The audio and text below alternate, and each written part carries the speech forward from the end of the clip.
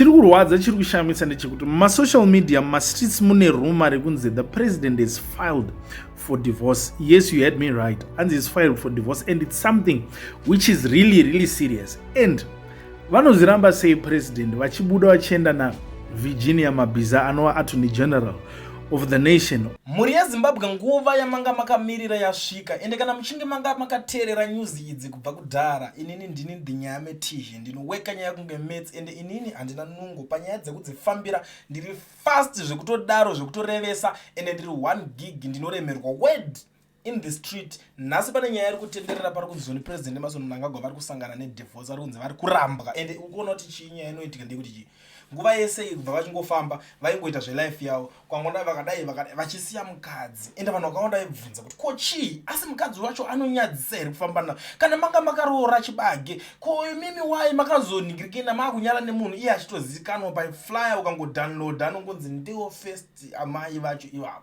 Saka what's your problem? Ndo nyaya yanga iri kubvunzwa navanhu vakawanda vachida kunzwisisa, because iko zvinezvi pari kunzi makufambana naVirginia mabhiza vari kuitei, vanhu vakamboda kutraya kuzvijustify vakanzi miswa zvenyu hatisi mabalance semhuri yeZimbabwe. Ndo nyaya imwe yanga iri kutaura kuti zvese zvamungataura excuse yese yamungapa hatizviteerere because hatina kupusa ende hatipenge. Ndo imwe nyaya yanga iri kutaurika paZimbabwe iko zvinezvi, but mhuri yeZimbabwe izveso pari kunzi iri kutendera, ende ndavaya nacomrade vari kutaura zvese zviri kuitika zvikunzaiwa ngavambomiswa mukuru wavo nekuti nyaya yavo iyi kai yaenda kure. Marumas ina handisiri ndadaro, ndosaka nchizoya neevidence yavanhu vanenge vazvitaura kuitira kuti imimi kana mazonzwa nyaya muri kwamuri ikoko mozotoita muchitozivawo kuti apa pataurwa chokwadi. But muri yeZimbabwe, without wasting much of your time, nekuti zvinoda ngoti kana mangodzwa nyaya kudai so mobva maziva ndiana zvitaura, ndoda ngozivisa vanhu vese kana uchingori muSouth Africa uda register company ubva uvhurwa FNB business account usina work permit kana study permit, bata Owen weeducation research ndiye anogona kukuitira zvinhu izvozvo, because iye iregistered company yakatokura ine vanhu vakawanda vanokwanisa kukubatsira kukuitira zvinhu izvozvo. Ende handisoda kupedza nguva, usaswera uchiviral una bank account hauna permit saka ukwanisa kuita zvinhu muSouth Africa, ukwanisa kuita business. Inyaya dzekudhara ende inyaya dzinonzwa vanhu vakapusa, asi unless kana uda kuramba wakapusa uri ikoko. But kana uchinge wakachenjerawo une pfungwa dzinoshanda, une chimonya chemubrain, gara wabata Owen weeducation research panhamba dzandakusiyira pascreen. Zvamanje manje teererai munzwe zviri kutaurwa panapa nacomrade wangu Traore murume unodhaya. Inzwai icho. Comrades and friends, how are you? Ndinoimba mese muri right kumativi mana enyika amuri, and issue yandachida kunditaura nezvayo nhasi is the disgruntlement within the citizens of Zimbabwe in regard to the traveling of President Emmerson Mnangagwa. Munhu arungombeya, that's the right word randakada kushandisa. President varunzi varungombeya from one country to the other, and he's saying, I'm quoting investors, but the $1 million question is, my investor amboya kuZimbabwe akaita zvine musoro ndeapi? There is no meaningful investment that has been happening in Zimbabwe for quite a long time. Infrastructural development iri kuitika izvezvi ndeyakasiyiwa yarongwa naPresident Mugabe, and mamwe maprojects acho anga akatotangwa kudhara. So nyika iri kuputika, zvinhu hazvinomira zvakanaka kuZimbabwe, and people are not really happy, especially nemari inoshandiswa pamastate visits apo. Anodya thousands and thousands of dollars zvekuti imari inotarisirwa kuti inge ichitoshanda zvimwe zvinhu zvine musoro, like kutenga mishonga muzvipatara, kutenga macancer machines, nekubatsira chembere neharahwa dzine dziri munyika, and also the disabled within Zimbabwe, so that at least life yavo inorerukawo, upenyu hwoita zvakanaka. Now, the president is left for the Vatican. Chiri kurwadza chiri kushamisa ndechekuti mumasocial media mumastreets mune rumor rekunzi the president is filed for divorce. Yes, you heard me right, and is filed for divorce, and it's something which is really serious. And vanozviramba sei president vachibuda vachienda naVirginia mabhiza anova attorney general of the nation on an important visit like this one, whereby he met with the Pope. Ngatimbotarisai mamwe mapresidents edzimwe nyika kuti pavaienda zvakamira sei. You would find would be it Donald Trump aenda nemudzimai wake, vice president wake akaendawo Vance akaendawo futi zvakare nemudzimai wake. Barack Obama, when he was president again, akakwanisa kuenda futi nemudzimai wake, and President Mnangagwa vanodecida zvavo kuenda naVirginia mabhiza. Totarisa kuti right, ofisi yaVirginia mabhiza ndeyechii?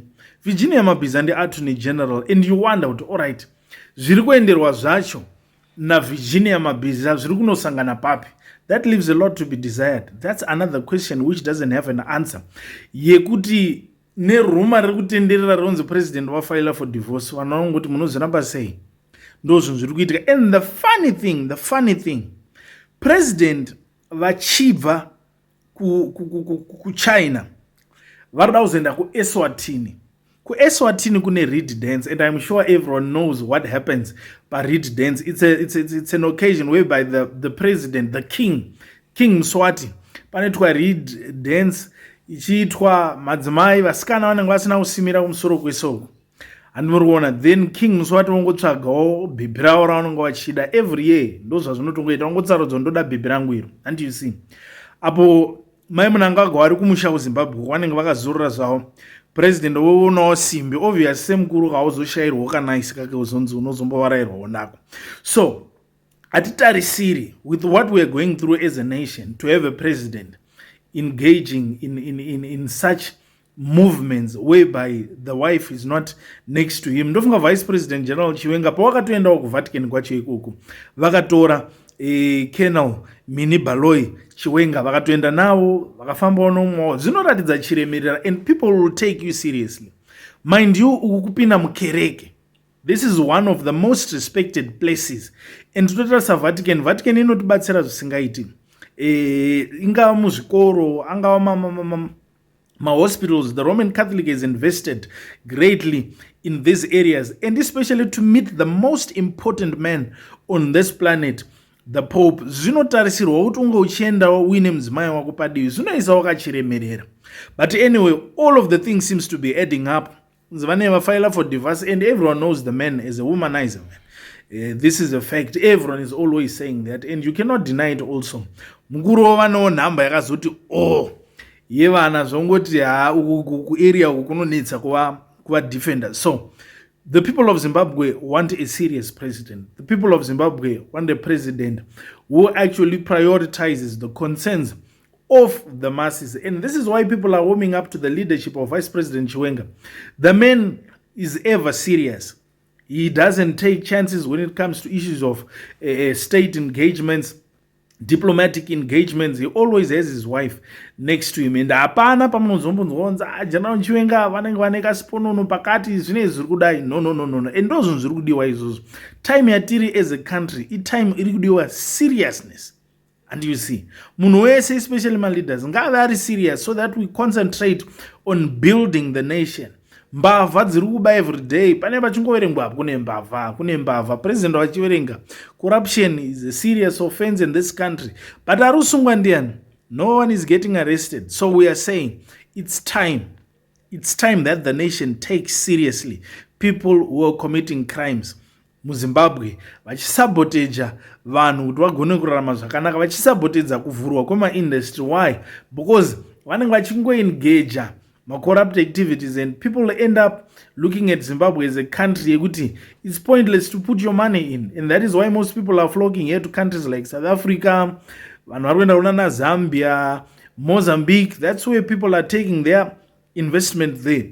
So nyaya yacho iri kunetsa, my comrades, I don't know, but dai president wambotry kuita serious, because nyika yedu is on fire and we need him to be serious. Vomboratidzawo zvishuwa kuti is there to save the mandate yavakaelectwa for muoffice inoita kuti upenyu hwevanhu huite zvakanaka. Thank you so much. So muri Zimbabwe nyaya iri panapa imi mazvinzwira mega, ina ndiri zvokuzonzi iwo ndongo uchitaura imi mazvinyatsonzwisisa zvese zvinhu zvekutaurika. But kana uchinge une something to say, ngatisangane comment section mangu mundiudzewo imimi zvamuri kufunga ipapo pane nyaya yese yamanzwa comment section, muchindiratidzawo unyanzvi hwenyu, uzivi hwenyu hwamuinawo, kana muchida kuona kuti inosorovheka senyaya yacho. But ndinoziva kuti kune vamwe vanotaura kuti tisu tine pfungwa dzedu, tine zvatoda kutaura. Kana uchifunga kuti une something chine musoro chaunofunga chinokwatisa unzwiko nemhuri yeZimbabwe, namba dzeClean TV ndada kuisira. Garai mandibate papa paka 1. Even kana uchida kuti nditokurova iri interview tongotaura over the phone call tiri live, taura neni titaure ipapapa. Even if you have something chauri kuda kuti inzwike, chero pangava hungava huore kana nyaya imwe yokuda kuti inzwike nemhuri yeZimbabwe, garai mandibata tingogara tadzifambira nyaya dzacho ipapapa.